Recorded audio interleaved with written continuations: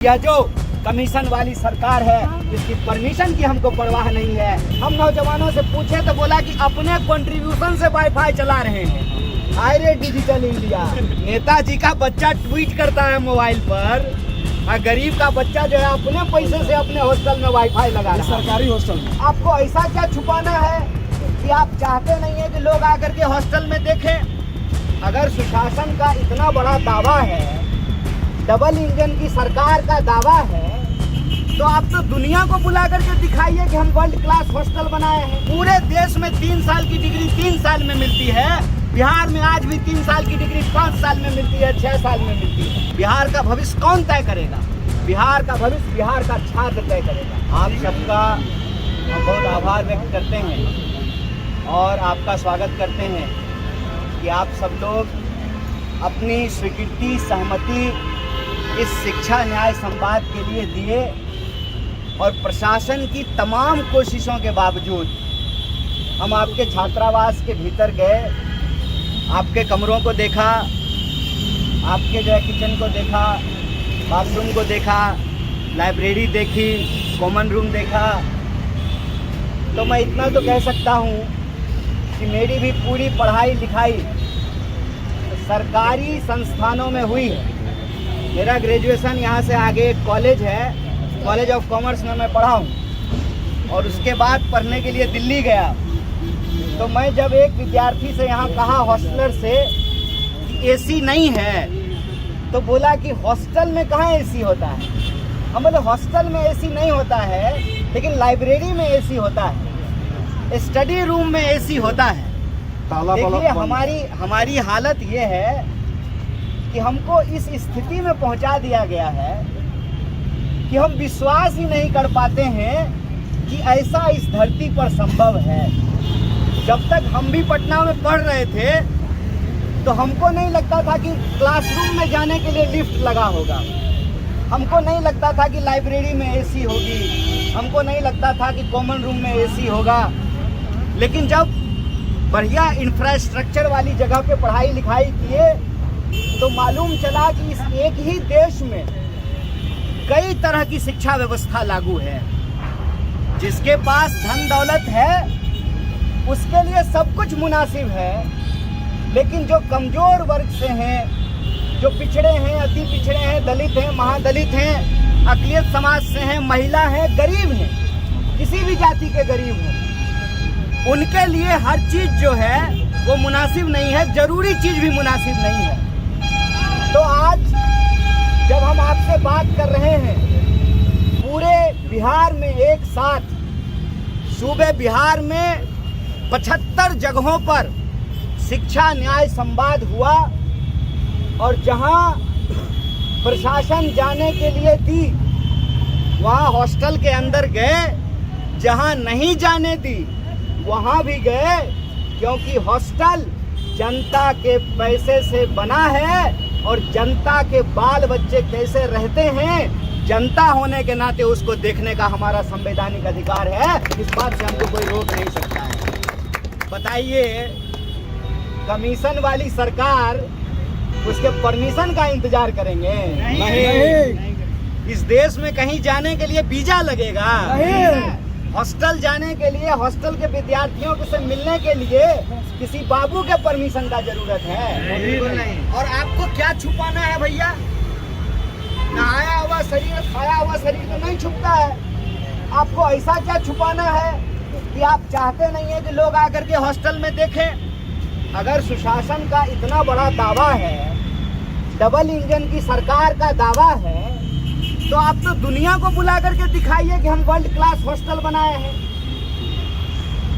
आपको तो दुनिया भर के जो है मीडिया को बुला करके दिखाना चाहिए कि हम वर्ल्ड क्लास यूनिवर्सिटी बनाए हैं। आइए हमारा हॉस्टल देखिए, देखिए कि हमारे बच्चे कैसे स्विमिंग पूल में नहाते हैं, देखिए कि हम कितना शानदार लाइब्रेरी बनाए हैं, कितना बढ़िया जो है उनके लिए रहने के लिए बेड लगाए हैं, गद्दा लगाए हैं, बढ़िया जो है एप्पल का कंप्यूटर लगाए हैं, बढ़िया वाईफाई वाला जो है बढ़िया स्पीड वाला वाईफाई लगाए हैं। हम नौजवानों से पूछे तो बोला कि अपने कंट्रीब्यूशन से वाईफाई चला रहे हैं। आयरे डिजिटल इंडिया है, नेताजी का बच्चा ट्वीट करता है मोबाइल पर और गरीब का बच्चा जो है अपने पैसे से अपने हॉस्टल में वाईफाई लगा रहा है, सरकारी हॉस्टल में। देखिए, हमारा एक सीधा प्रश्न है कि इस देश में जो 140 करोड़ लोग रहते हैं, चाहे उनकी कोई भी जाति हो, इस देश का संविधान उनको बराबरी का अधिकार देता है। ये राजतंत्र नहीं है, लोकतंत्र है, और लोकतंत्र में सबका अधिकार बराबर किया है इस देश के संविधान ने। और बराबरी के अधिकार के तकाजे से यह बात कहते हैं कि अगर देश को आगे लेके जाना है तो बिहार को आगे लेकर के जाना पड़ेगा। अगर हम देश की प्रगति चाहते हैं तो हमको बिहार को शक्ति देनी पड़ेगी, और बिहार की शक्ति मिलती है बिहार की आवाम से, बिहार के आम लोगों से। बिहार का भविष्य कौन तय करेगा? बिहार का भविष्य बिहार का छात्र तय करेगा। लेकिन बिहार के छात्रों की हालत क्या है? हालत ये है, 45 डिग्री टेम्परेचर है, बेडरूम में जो है एसी लगाने के लिए नहीं बोल रहा है, लाइब्रेरी में कह रहा है कि एसी लगा दीजिए। जो बाबू परमिशन नहीं दे रहा है उसके घर में एसी लगा हुआ है कि नहीं लगा हुआ है ना? एक बार जाइएगा सुपरिटेंडेंट साहब का घर घूम करके आइएगा, देखिएगा उनके बेडरूम में एसी लगा हुआ है कि नहीं लगा हुआ, ऑफिस में लगा हुआ। इस देश के एमएलए एमपी के घर में एसी लगा हुआ है कि नहीं लगा हुआ, उनका बेटा बेटी एसी वाला स्कूल में पढ़ता है कि नहीं पढ़ता। हमसे टैक्स का पैसा लेते हैं, और हमारे बच्चों का जो बुनियादी अधिकार है, शिक्षा का अधिकार, संविधान के द्वारा बुनियादी अधिकार के रूप में दिया गया। आज जब हम फूले मूवी देख रहे थे, ऐसे ही लोगों को पढ़ने का अधिकार नहीं मिला। आप जानते हैं महाभारत की कथा, द्रोणाचार्य ने एकलव्य को धनुष विद्या सिखाने से मना कर दिया था, कहा था कि तुम धनुष नहीं सीख सकते हो। द्रोणाचार्य की मूर्ति लगा करके एकलव्य ने धनुष विद्या सीखी, तो देखिए द्रोणाचार्य का करस्तानी। द्रोणाचार्य उसको शिक्षा नहीं दिया, उसको धनुष चलाने के लिए नहीं सिखाया, लेकिन वो अर्जुन से जीत ना जाए, उससे बड़ा धनुर्धर न बन जाए, तो दक्षिणा में उसका अंगूठा मांग लिया था। हम कहते हैं अगर इस देश का संविधान नहीं होता, इस देश को 47 में आज़ादी नहीं मिली होती, तो इस देश के गरीब गुरबे पढ़ाई नहीं कर पाते। जमींदारों के बच्चे जाते थे पढ़ने के लिए विलायत, इंग्लैंड पढ़ने के लिए जाते थे। आज गरीब का बच्चा भी पटना पढ़ने के लिए आता है। इसीलिए शिक्षा के इस सवाल को लेकर के कि बिहार में 3 साल की डिग्री 3 साल में क्यों नहीं मिलेगी, बताइए, कहीं ऐसा होता है? पूरे देश में 3 साल की डिग्री 3 साल में मिलती है, बिहार में आज भी 3 साल की डिग्री 5 साल में मिलती है, 6 साल में मिलती है। दूसरा सवाल है कि किसी भी तरह से इस 45 डिग्री टेम्परेचर में जब आप पढ़ाई करते हैं, किस उम्मीद से करते हैं? इस उम्मीद से करते हैं कि कल को बहाली निकलेगी, परीक्षा होगी, नौकरी होगा, बरतुहार आएगा, ब्याह होगा, हम भी घर बनाएंगे, गाड़ी खरीदेंगे, यही उम्मीद होता है ना? बताइए, समय पर कोई भी एग्जाम समय पे नहीं होता है, और जो एग्जाम होता है उस एग्जाम में प्रश्न पत्र लीक हो जाता है। हम कहते हैं जितना लव लेटर लीक नहीं होता, उससे ज्यादा प्रश्न पत्र जो है इस देश में लीक हो रहा है, क्वेश्चन पेपर लीक हो रहा है। एक भी बहाली ऐसा नहीं है जो पूरा हुआ हो, ठीक से पूरा हुआ हो। तो नौजवानों का भविष्य कहाँ पर है? और इंफ्रास्ट्रक्चर की हालत ये है कि जैसा कि हमारे एक साथी ने कहा कि 36% आबादी के लिए एक हॉस्टल है, और उस हॉस्टल की भी हालत ये है कि ये राजधानी है राज्य की। यहाँ की लाइब्रेरी में भी ठंडा में ठंडा नहीं लगे वैसी व्यवस्था, और गर्मी में गर्मी नहीं लगे ऐसी व्यवस्था में बच्चे अपनी पढ़ाई कर सके, ऐसी व्यवस्था नहीं की गई है। इसीलिए इस शिक्षा न्याय संवाद का एकमात्र उद्देश्य है कि भारतीय राष्ट्रीय कांग्रेस ने यह तय किया है कि हम सिर्फ आपको अपनी रैलियों में नहीं बुलाना चाहते।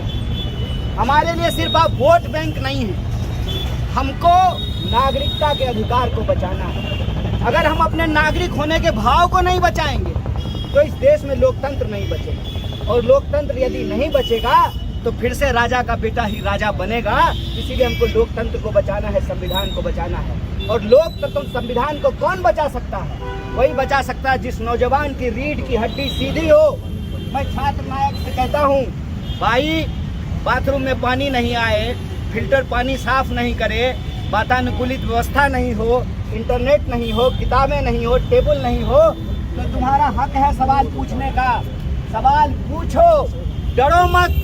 ये याद रखो, ये तुम्हारा संवैधानिक अधिकार है। तुम्हारे माँ बाप टैक्स का पैसा देते हैं, उसी टैक्स के पैसे से 8,000 करोड़ का हवाई जहाज खरीदा जाता है इस देश के नेता के लिए। उसी टैक्स के पैसे से उनके लिए एसी का मकान बनाया जाता है। इसीलिए उस टैक्स के पैसे पे हमारा भी अधिकार है, हमारे घर के बच्चे भी पढ़ाई कर सकें, नौकरियां ले सकें। इसीलिए इस शिक्षा न्याय संवाद के तहत जब हम आपसे बात कर रहे हैं, बिहार के 75 जगहों पर यह कार्यक्रम आयोजित किए कि सिर्फ छात्र हमारी रैलियों में नहीं आएगा, हम उनके दरवाजे तक जाएंगे। यह जो हॉस्टल है, यहाँ रहने वाले विद्यार्थियों का घर है।